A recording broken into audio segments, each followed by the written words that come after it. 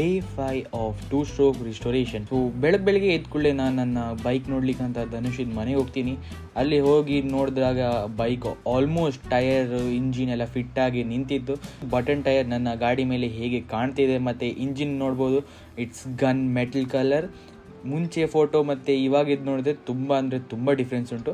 ಮತ್ತು ಇದಾದಮೇಲೆ ಗೊತ್ತಾಗ್ತದೆ ಕೆಲವೊಂದು ಪಾರ್ಟ್ಸು ನನ್ನ ಬೈಕಿಗೆ ಫಿಟ್ ಆಗೋದಿಲ್ಲ ಅಂತ ನಾನು ಪುನಃ MH ಆಟೋಮೊಬೈಲ್ಗೆ ಹೋಗ್ತೀನಿ. ಅಲ್ಲಿ ಹೋಗಿ ಈ ಪಾರ್ಟ್ ಕೊಟ್ಟು ಕೆಲವೊಂದು ಬೇರೆ ಪಾರ್ಟ್ ಕೂಡ ಬೇಕಾಗಿರ್ತದೆ.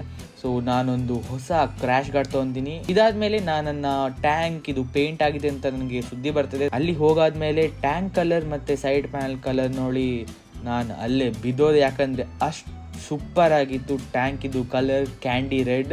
ಇದರ ಮೇಲೆ ಒಂದು ವ್ಲಾಗ್ ಮಾಡಿದ್ದೀನಿ. ಈ ವ್ಲಾಗ್ ನಿಮಗೆ ನಮ್ಮ ಚಾನಲ್ ಅಲ್ಲಿ ಸಿಗ್ತದೆ.